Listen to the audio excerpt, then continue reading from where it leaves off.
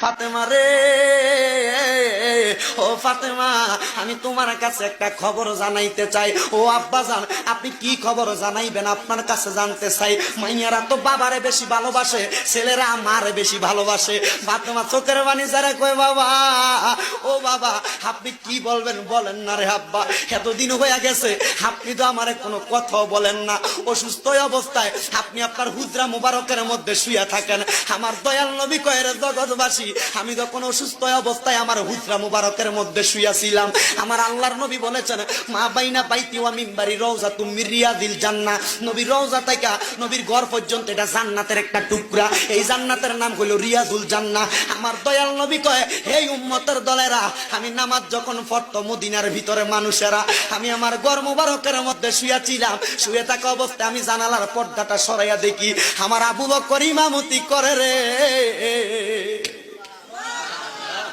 আমি নবীর চোখের পানিগুলা পালায়া কই, ফাতেমা রে, আমি নবী তো এই ইসলামটার লাগা কষ্ট করছিলাম, দেখছুনি নামাজের সময় হইয়া গেছে রে। আমার মুসল্লিরা আমি নবীর অপেক্ষা না কইরা সময় চলে যায়, তারা নামাজ পড়তাছে। আমার দয়াল নবী আল্লাহর দরবারে হাত তুলা কয়, মাবুদ রে, ও দয়াল আল্লাহ, কিয়ামতের আগ পর্যন্ত আমার উম্মতেরা যদি এমন ভাবে নামাজ পড়ে রে, আমার উম্মত রে, তুমি আল্লাহ জান্নাত ছাড়া জাহান্নাম দিও না। আমার গভীর মনোযোগ দিবেন। তাহলে আমার নবীকে আমার আল্লাহ যে ইন্তেকাল করাইছেন, মানে স্থানান্তর করছেন, আমার নবী নবীর উম্মতদেরকে শিক্ষা দেওয়ার জন্য কি করছেন একটু বুঝবেন। বাজান আমার দয়াল নবী মিলাদুন নবীর আলোচনার ধারাবাহিকতায় আলেমগণ হুজুরগণ অত্যন্ত সুন্দর আলোচনা করেছেন বাজানো। কিন্তু যখন আমার দয়াল নবী এখনো আগমন করে নাই, নবী আমার আগমন করার পূর্বে হযরতে আম্মাদান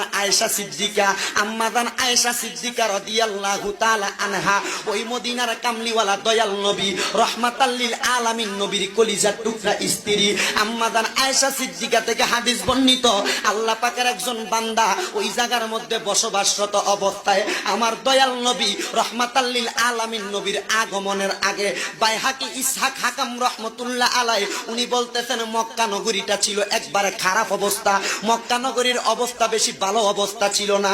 আমার দয়াল নবী আগমন করার পূর্বে ওই মক্কা নগরী মানে নবীদের বাড়ি মুবারকটার সামনে, নবীর হুজরা মুবারক ঘর মুবারকের সামনে একটা ইহুদি বসবাস করত। ওই ইহুদিরা ওই জায়গায় থাইকা ব্যবসা বাণিজ্য করত, কাজকর্ম করত এবং তার মাল সামানগুলা মক্কা নগরীর মধ্যে বিক্রি করত।